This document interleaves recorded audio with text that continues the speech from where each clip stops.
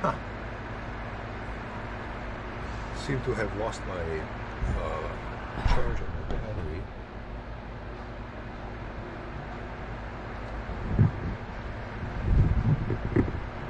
We can talk about this gouge again. As you can see, it's a pretty steep bevel. It's swept back a lot, and this is commonly called the Ellsworth or Irish grind.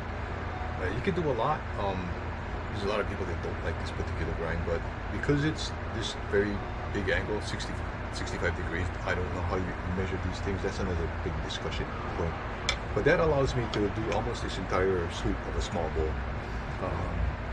And if you, I like this one. I suggest you learn how to use this one. So this will require the use of a couple of extra other tools. This is a standard scraper. It's a bowl scraper. It's got this long wing here. This is excellent for boxes. Boxes will probably be done in the future. But basically, you use a scraper to scrape the inside, pull it back out, and get the inside of your bowl kind of smooth.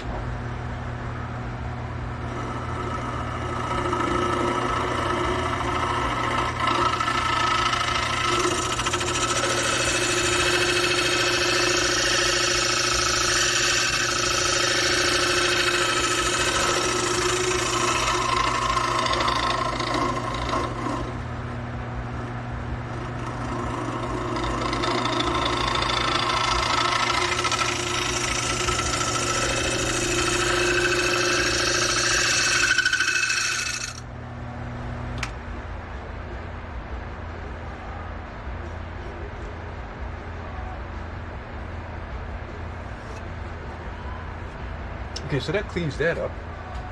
I like scrapers. You saw, right, I dropped some super glue in there. I had to turn that fan on. Oh, I should turn it off. I had to turn that fan on because I was dying from the fumes from this.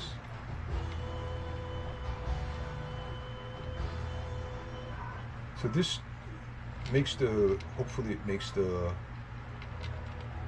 bark stay on here.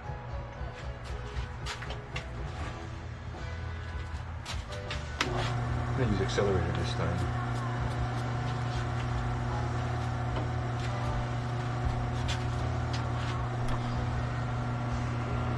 Oh yeah, always turn your machine off when you move your tool rest. Okay, if there's a magic tool, this is magic tool. This is it. This is the negative rake. I'm sorry. It's a negative rake scraper. You can Google how to sharpen it and how to create these, but I don't follow the general people's, and I hone.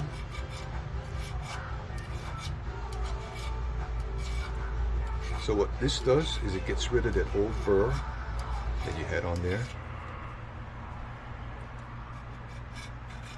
This one's specially sharpened the way I like it. So you get rid of the old burr, expose some fresh metal to get this.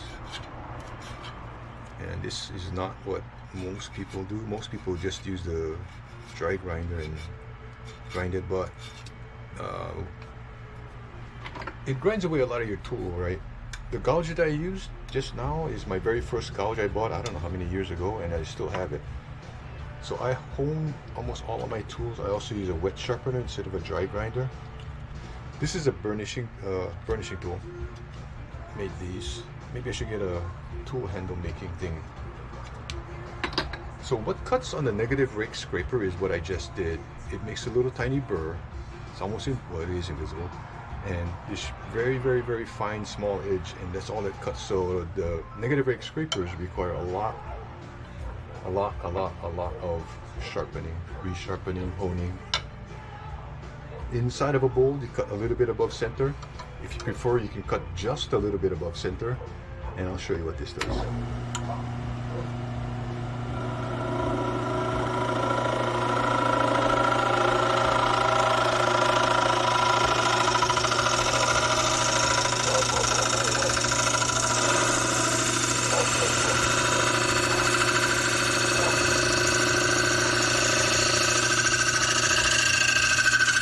You can cut both ways with this.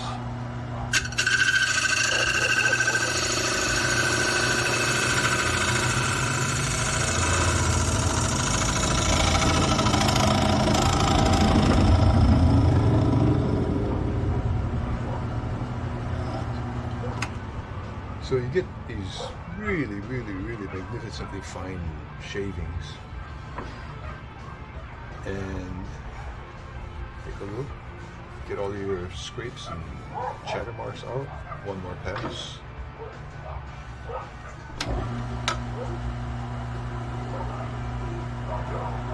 That pesky little knob in the center is always a challenge. Maybe one day I'll make a video on that, but very difficult. I use a handheld scraper, cabinet scraper from the cabinet days, and I can work on that later. Or you can just sand it off. The thing is that if you do sand, you want to make a nib, not a dimple, because you can't sand a dimple out.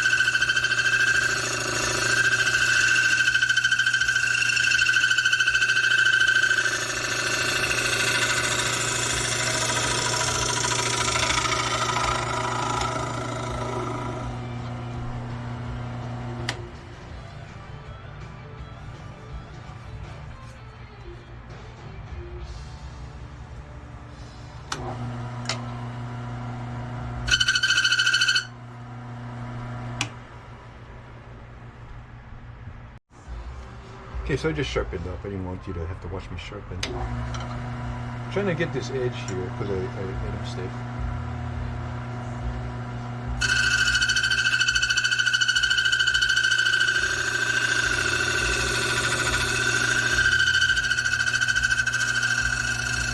So what I did was I cut a little bit to at much of an angle like this at that thing, and my bark is not happy.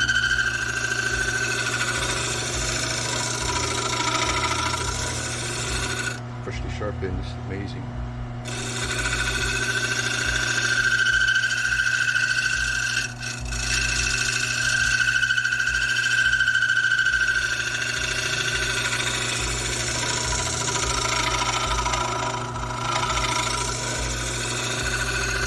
Get a fresh edge. Get a fresher edge.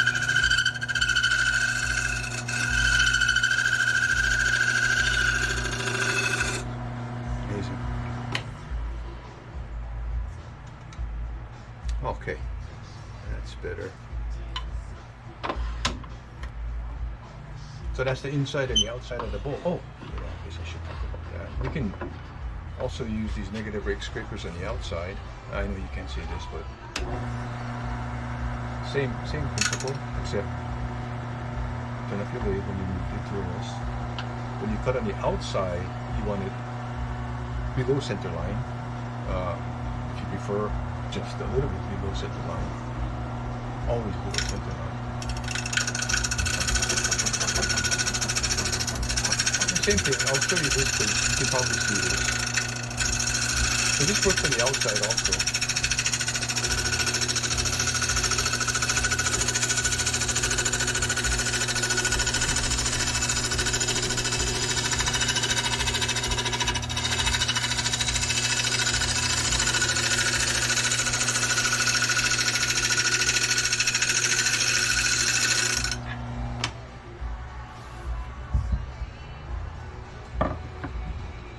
Okay. We'll stop for a little bit. Man, I'm killing batteries left and right. Okay, so how we do the bottom of the bowl is with this. This is called a jam chuck or friction chuck. Lots of different names for it. And same principle, right? I have my marks for my number one jaw. Find my number one jaw. Put it back in there. And it should be spinning true, right? This can be any piece of scrap wood. Generally, you want this piece of wood to be softer than this piece of wood. So if you do get a catch or a jam or something bad happens, then this gets eaten up instead of this. I get a piece of sandpaper wrong way so that I don't sand the inside of my bowl down. And remember this little nib, right? That's always important. Not nib, but dimple where the spur drive was. And hopefully this spins true. It never spins like exactly true, but it's pretty close. Alright, so the jam chuck, friction chuck, almost always works in almost every case. For example, you can't use the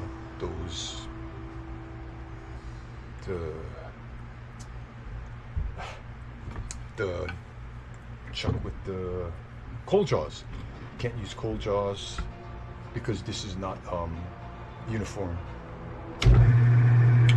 Okay, so it doesn't quite spin true, but we will get by.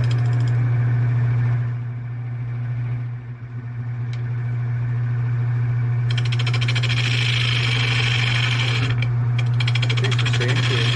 You always want to cut down there. Try to pick up that edge.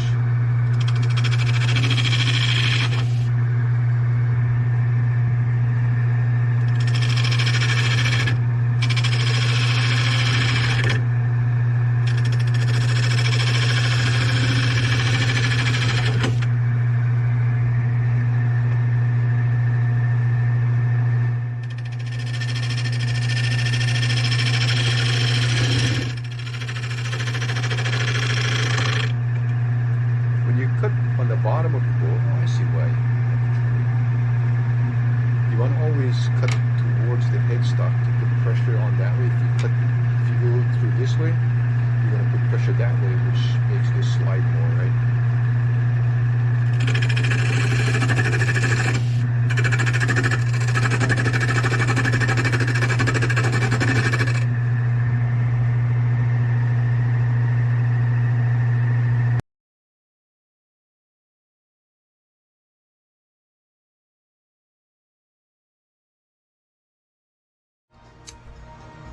Okay, so I sanded.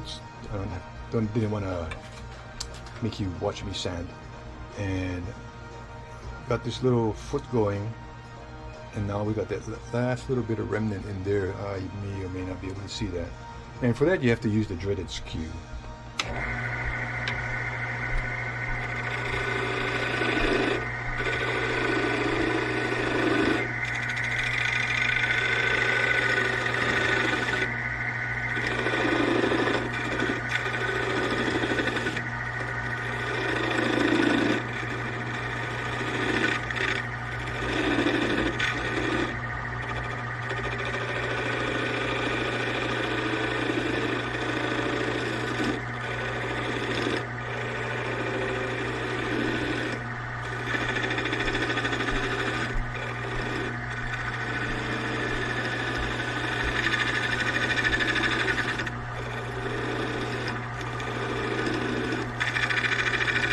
So I'm just working my way in, right? Cut at an angle. Here's some room for the blade.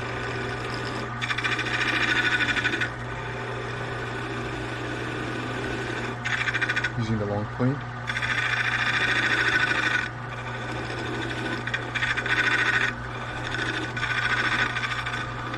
This is actually a tool from the very first tool set that I got.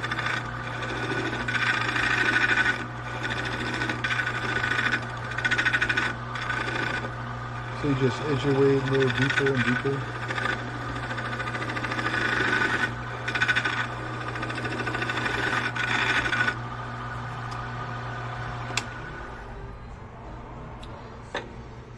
There's a ridge.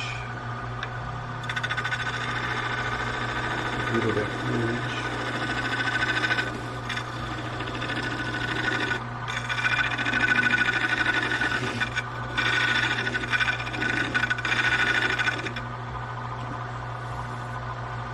So that might be it.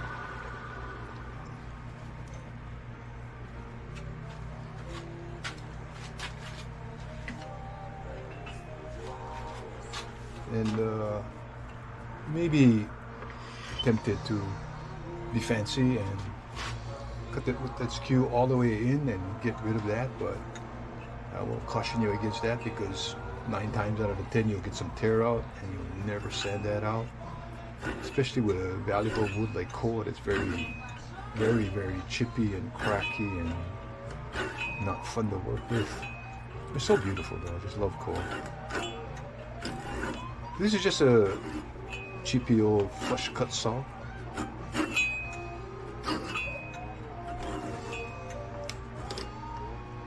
Saw that, right? So we're all the way through. And for those of you who have reverse on your lathe, resist the temptation to put it in reverse and hold the saw there, because I can guarantee you what's going to happen is it's going to bind, and quicker than anything it's going to grab this from you and then it's going to fling it over there. And if you have your car, it's going to hit your car. If you have something window, it's going to crack your window. So don't ask me how I know that. Anyway,